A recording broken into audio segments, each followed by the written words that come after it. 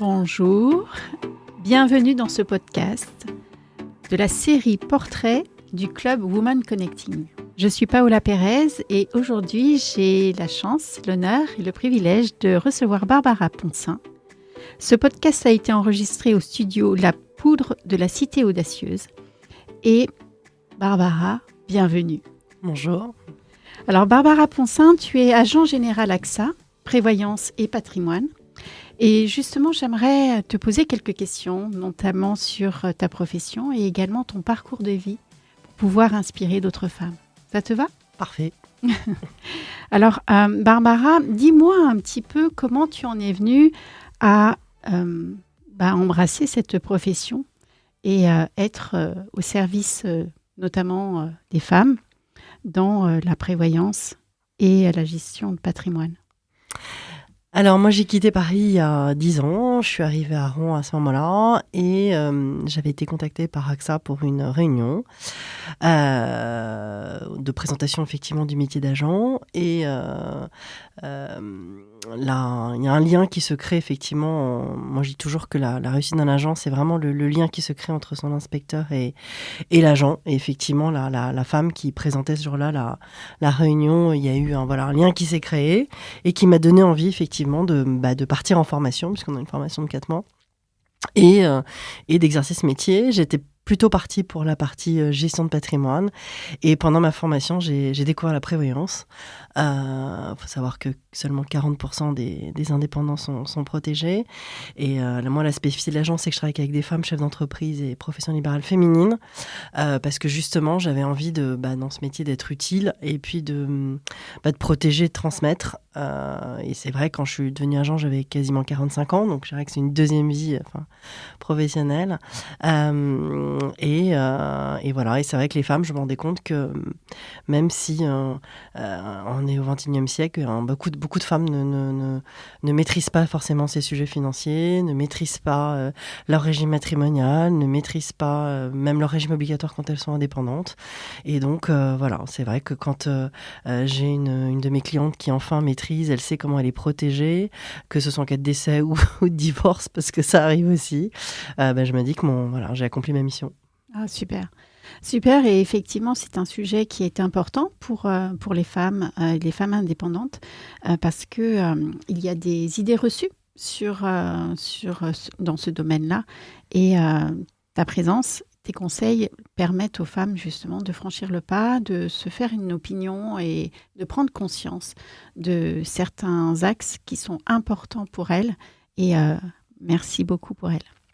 Barbara, justement, j'aimerais revenir un petit peu sur ton parcours parce que, comme tu dis, c'est à 45 ans que tu as embrassé cette profession. Et auparavant, je sais que ton parcours est très intéressant. Donc, est-ce que tu peux nous en dire un peu plus, Barbara ? Alors, moi, j'ai fait une école de commerce avec une spécialisation finance, une école américaine. Donc, il y a longtemps, j'étais diplômée en 95. Ensuite, j'ai commencé ma carrière chez Esso, à l'animation du réseau. Et puis, je suis partie avec ma maman. On avait une agence d'organisation de congrès et de séminaires. Donc, ce qui m'a permis effectivement de faire le tour du monde. Et je suis également diplômée en gémologie, puisque j'ai fait l'Institut national de gémologie avec une spécialité en pierre de couleur. Ok, donc en fait, tu as plusieurs vies dans une seule. C'est ça, exactement. Oui. J'ai fait un petit bout d'école du Louvre en égyptologie aussi, et j'ai une petite connaissance en voitures anciennes puisque je suis fille d'un gros collectionneur de voitures anciennes. D'accord, donc en fait, la gémologie oui. Et le domaine des voitures anciennes ont été un peu des précurseurs à justement le changement de profession qui a été la tienne ? Bien sûr, parce qu'en fait, effectivement, les pierres sont souvent des valeurs refuges aujourd'hui, puisque les gens s'ouvrent aux pierres fines et pas seulement précieuses. C'est vrai qu'avant, les gens s'intéressaient vraiment qu'aux pierres précieuses.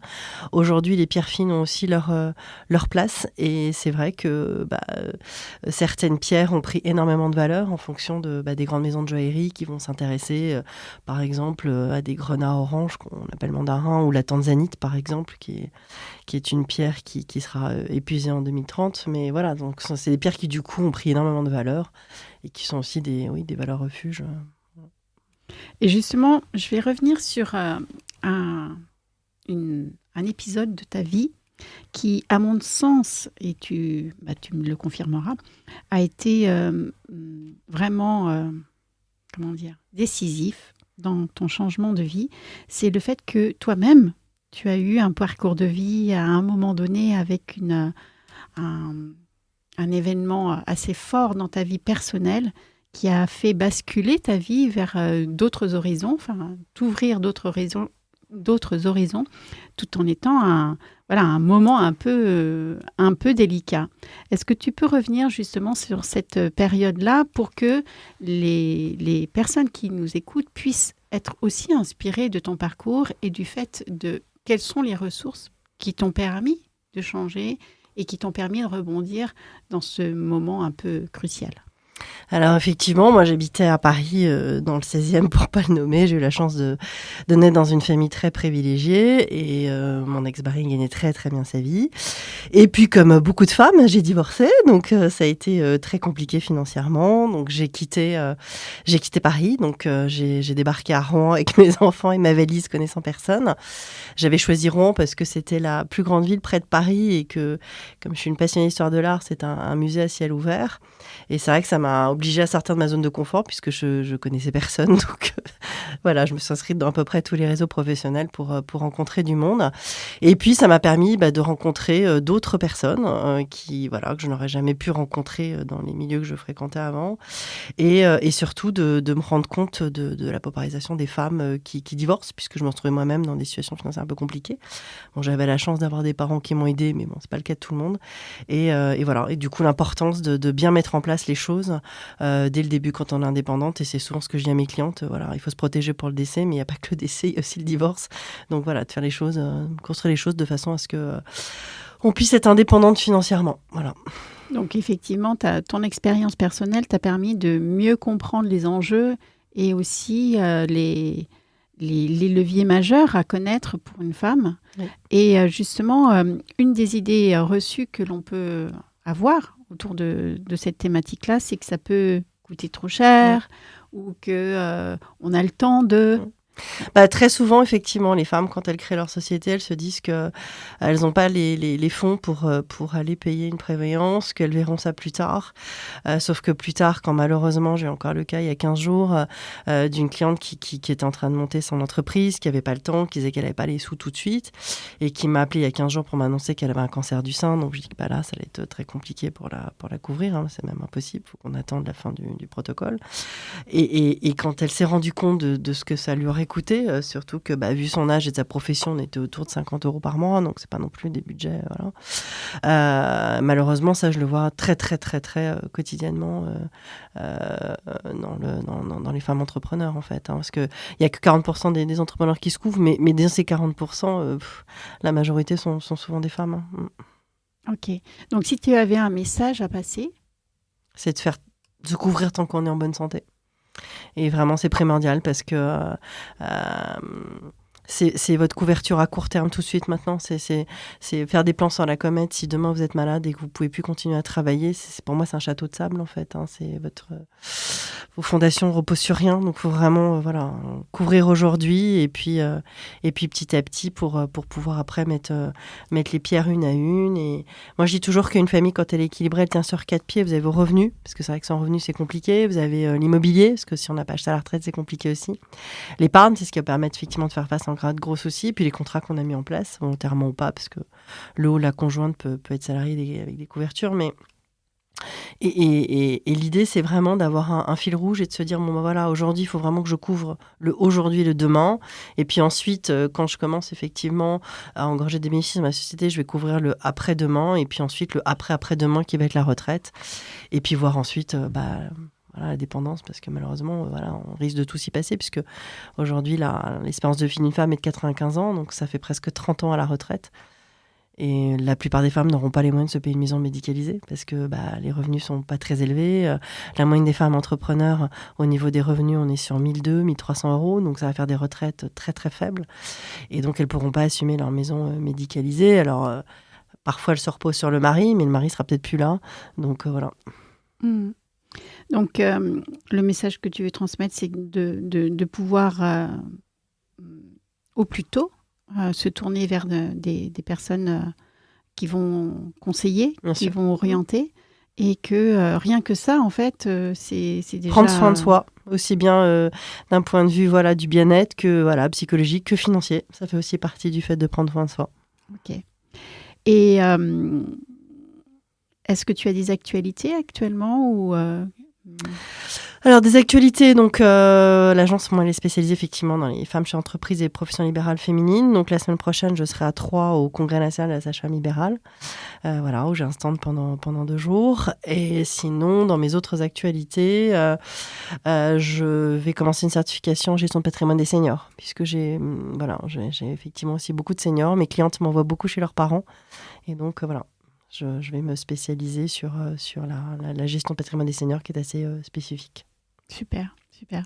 Alors, pour terminer sur une touche un peu plus légère, Barbara, toi qui aimes beaucoup les pierres, etc., qui a voyagé, qui a eu ce privilège de pouvoir voir beaucoup de pays, quelle serait la pierre qui te touche le plus et quel Tanzanie. serait le...